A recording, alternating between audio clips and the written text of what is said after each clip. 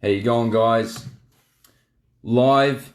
It is Monday. It is midday. If you're checking this out on the replay, go ahead and share the broadcast. I hope everyone's doing all right, as well as we possibly can be given the circumstances.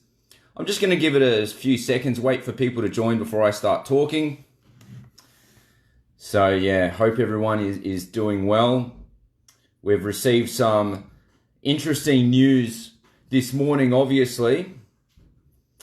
Our Premier, Daniel Andrews, the man that I refer to as the most dangerous man in Australia, the biggest traitor in Victorian political history, has made an announcement that supposedly the state of emergency is going to be extended for 12 months. Now, Parliament hasn't sat on this. It hasn't gone to the opposition. But Daniel Andrews, in his typical dictator fashion, he's just come out and said that it's going to be done.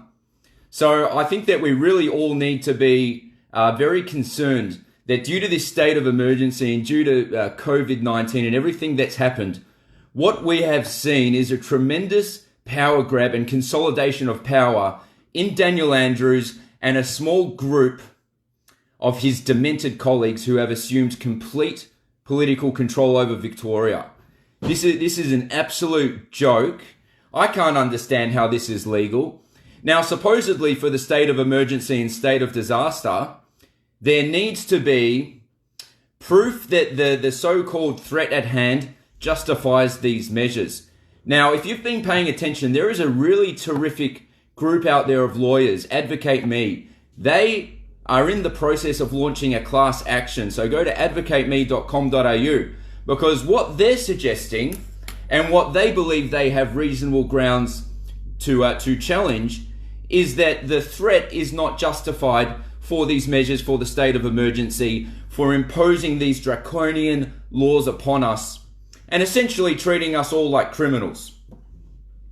So I want to welcome everyone to the broadcast. Thanks a lot for tuning in. Today I'm going to be talking about the upcoming event, 500,000 to end the Victoria lockdown, otherwise known as Freedom Day. So I'm sure that you guys have seen this. It's been circulating around the internet. I want to welcome everyone who's tuning in right now. There's Margaret, there's Na, there's Tissy. Hey guys, how you going? Please go ahead and share the broadcast. Share it to all the groups. Share it to the Stop the Sale of Victoria group. All the groups who are doing a great job speaking out. And I'll get this broadcast on the way. I just want to say that I'm really happy to be here with you guys right now. I know that we're all suffering so greatly. And make no mistake about it, all of the suffering, the jobs lost, the families that have been torn apart, the businesses lost that will never come back, this can all be attributed to our traitorous snake in the grass leader, Daniel Andrews, and his crooked colleagues who have assumed complete and total power over Victoria. All right, so I wanted to make this video to share with you my thoughts regarding the 500,000 against the lockdown, and I wanted to put my thoughts in context and sort of explain a few things from you guys. I want to speak from the heart and tell you how I'm seeing it and what I'm thinking right now. So I'm just going to sort of take it back from the start. For those of you who have been sort of following my actions for a while, you'll know that last December we did a protest against Daniel Andrews and the Belt and Road Initiative and the deals that jeopardize our national security that he has signed with the Chinese Communist Party. And we had a good day. It was a good turnout. We had more events planned, of course. And then COVID-19 hit. Nobody saw that coming. It hit in March. Now, there's a few differences, I think, between March and where we are today. In March, we didn't know anything about COVID-19. We thought that COVID-19 was a lot more dangerous than what we know now. And we were all very scared. We thought this was something that had the potential to tear through the community, to tear through the country, and to end a huge amount of lives and cause a huge amount of destruction. Now, based on what has happened up until this point, and based on other countries around the world, we now have more information about COVID-19 and we understand it better and we understand how it works. We've seen what happened in Sweden, where they didn't have a lockdown. They didn't have any mandatory vaccines or anything like that. They just let it go through. And now they're back to normal. They're not getting any more deaths. So this COVID-19, which make no mistake about it, we can blame on the Chinese Communist Party for allowing it to spread. But we now know that this is something that it affects the elderly, it affects the vulnerable, it affects people that have terminal illnesses, it affects people in palliative care. But when it comes to the general population who's generally healthy, we know that it's no worse than the flu. Okay, I think this can be determined beyond a reasonable doubt. And that is why the great team at AdvocateMe are doing the work that they're doing, because they are challenging the concept that the means that have been enforced by Daniel Andrews and his cronies justify the situation at hand, or that the means don't justify the situation at hand. And of course, when we see Daniel Andrews and his thugs and those smug press conferences, we understand that they're not willing to look at remedies that have been shown to produce great results, like the use of hydroxychloroquine when used in the correct doses, in conjunction with other drugs and supplements. Daniel Andrews doesn't want to know anything about it. He just says that we need a vaccine. They won't talk about steroids and other preventative measures. So it really goes to show that there's other factors involved here. Now, I want to explain to you why my mindset has changed. Why it's changed. We've had 6 months now, and during that 6 months, we've seen that that COVID-19 is really no worse than the flu. And we've also seen an insight into Daniel Andrews' personality, and we've seen a power grab by this man. We have seen him exploit COVID-19 for the purpose of living out and carrying out his demented worldview and inflicting his authoritarian vision upon us here in Victoria.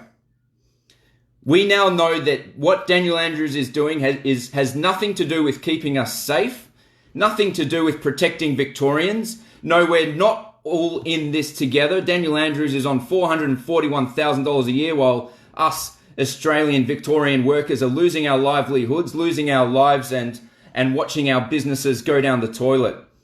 So I've made a bit of a list here, guys. If you see my eyes moving back and forth, it's because I've made a few notes. I didn't want to leave anything out. During this 6 months, Daniel Andrews and his team have consolidated power, and they've shut down political opposition. They've destroyed the economy. They've destroyed countless amounts of businesses that will never come back. Millions have been sent into government dependency. Families have been torn apart. Suicide is on the up and up. And these businesses that are lost are never going to come back. So it is a fair statement to say that the damage being inflicted by Daniel Andrews and his team of traitors has nothing to do with keeping us safe, okay? And the damage that they are doing by far outweighs the damage that is capable of being inflicted by COVID-19. In saying that, I still support a 100% inquiry into the Chinese Communist Party, because we know there's something nefarious going over there in their labs. It is no secret that they're developing bioweapons, and that is absolutely something that needs to be looked into. And of course, our spineless premier, and you know, he actually looks like he doesn't have a spine. He's kind of hunched over. He doesn't stand up straight.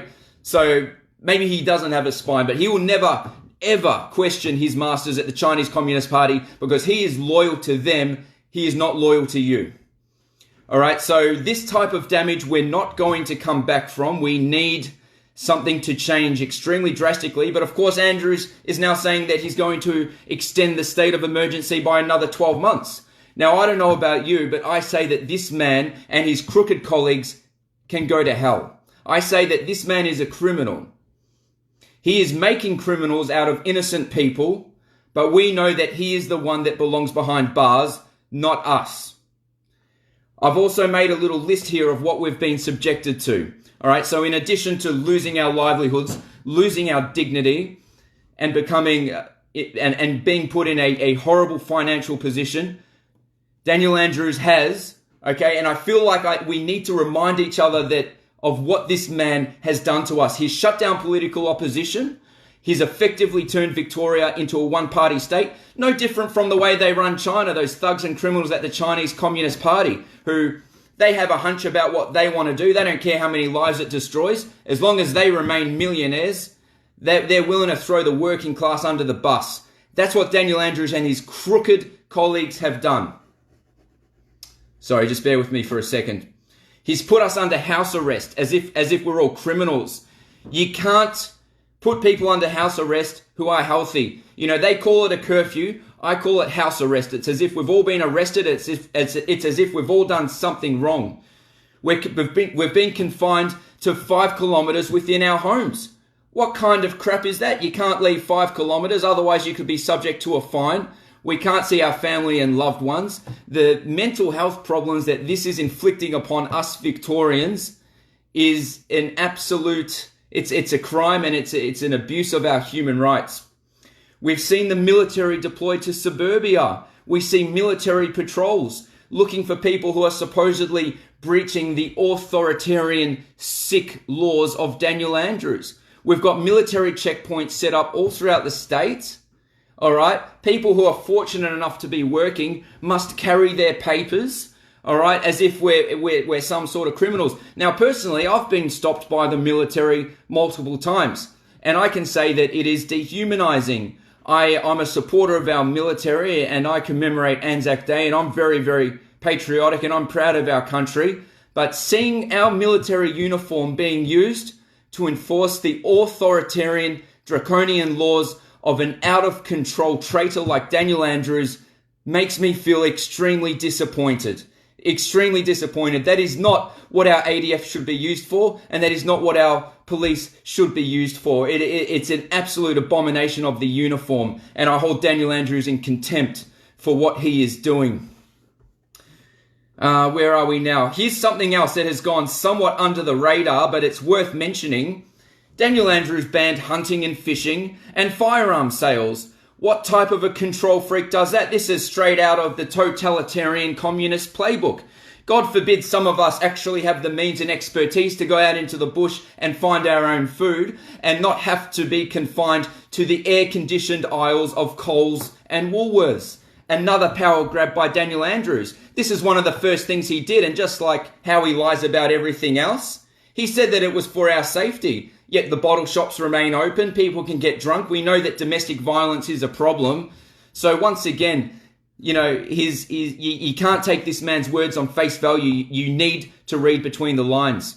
And of course, we know now there's plenty of research on hydroxychloroquine, and that has been banned for the prescription of people suffering from COVID-19, because Daniel Andrews, of course, in his mind, he wants a vaccine and he's not interested in anything else. He says that he listens to the experts, but he only listens to the experts that he handpicks. All right, that's where the key difference is.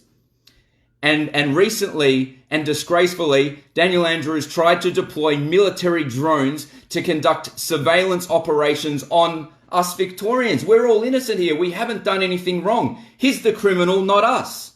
Can you believe it? He wanted military drones to conduct surveillance operations in suburbia just in case Joe from Narre Warren went for a walk at 8:30 at night. What type of a control freak is this man? Well, you know, he learns from the best. He learns from his masters at the Chinese Communist Party, the greatest oppressors of human rights in the world. These are the people that he has chosen over you. And again, make no mistake about it. All the pain, all the suffering that you're experiencing right now has nothing to do with COVID-19. We know now that COVID-19 is no worse than the flu. Every ounce of suffering that you're experiencing, your loss of income, people are losing their businesses, losing their properties, losing their families. Many people have had loved ones that have really gone down a bad way. Some of them committed suicide. This can all be attributed to this traitor, this thug, this un-Australian piece of crap by the name of Daniel Andrews. And don't ever forget that. This man is demented. Now, I've known this for a long time. I've been paying attention to him for years. And I always knew that given the opportunity, this man would act like a thug and a dictator. He proved it by running off to China behind our backs and signing up to the Belt and Road Initiative, a deal that we know jeopardizes our national security, a deal that we know causes destruction and depression all over the world. And he signed up for that against our will. And now, given the opportunity, he's exploiting COVID-19 to live out his deeply held, demented fantasies of totalitarianism. And it's an absolute disgrace. So,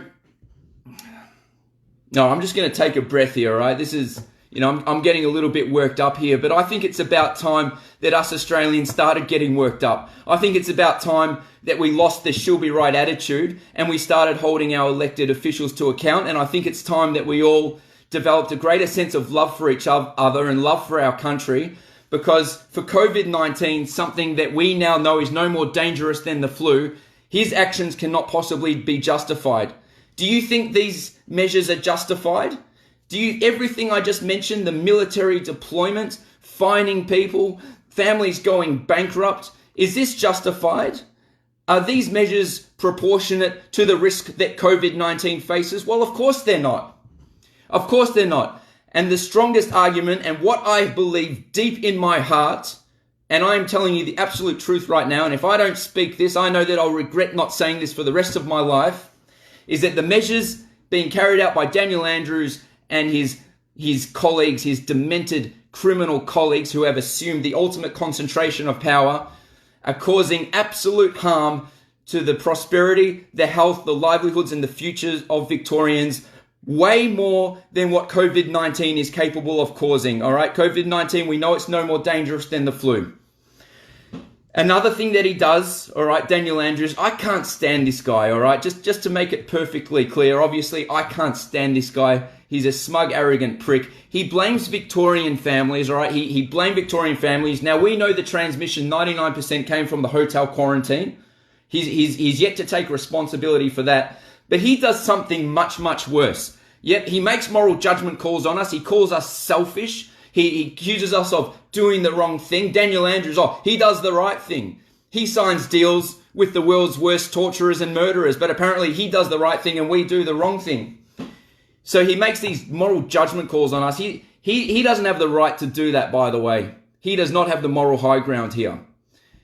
What he does most disgracefully, and this is something that I almost couldn't believe myself, and it's something that I didn't really comprehend, because I can't imagine that somebody would have such a low personality, devoid of any type of compassion, but this man does.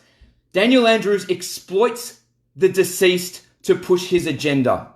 He exploits people who have passed away, who happen to have COVID-19, for the purpose of instilling fear in our hearts, okay? And the reason he does that is because a fearful population is a population easy to control, okay? We know that the people who die from COVID-19 were either at their life expectancy or were very vulnerable or had some sort of terminal disease and were on their way out. Now, I'm not trying to be not compassionate. These people, of course, deserve to be protected and we should protect them.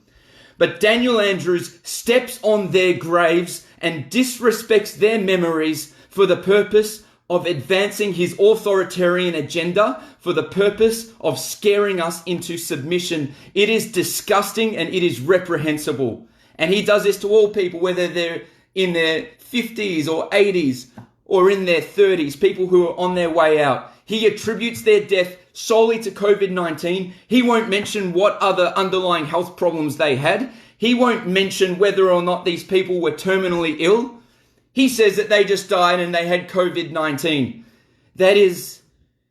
If that is not the most disgraceful thing an elected leader can do, spitting on the graves of the deceased to push his agenda, then we have some real soul searching to do. We elected this guy in not once but twice, and I really want you to think about that, because I can't think of anything else that is more disgusting and reprehensible, and I'm struggling to come up with words for it. So, in summary, guys, and I'm going to say this: what Daniel Andrews is doing has nothing to do with COVID-19. It's got nothing to do with keeping us safe. It's got nothing to do with keeping us together. Staying apart keeps us together. That's basically nothing more than authoritarian propaganda. It's got everything to do with Daniel Andrews carrying out his deeply held, demented worldview and keeping Victoria under his thumb. What we are witnessing, and I have no doubt in my mind, is a classic example of the top 1% of society, the millionaires, the political ruling class, with their hands wrapped around the necks of the working class. They are stepping on our necks, and they have consolidated power. And this is disgusting. This is unacceptable, and we must not stand for it. All the suffering that you're experiencing is because of this administration. It's not because of COVID-19. And it is for this reason that I support the 500,000 to end the lockdown, the day of freedom. I support it. We can't allow Daniel Andrews to put this state of emergency in place for another 12 months. Look at the damage he's already caused. I encourage everyone to support the 500,000 against the lockdown, the day of freedom. We cannot stand for this any longer. And I'm sorry, guys. I'm happy to share this with you.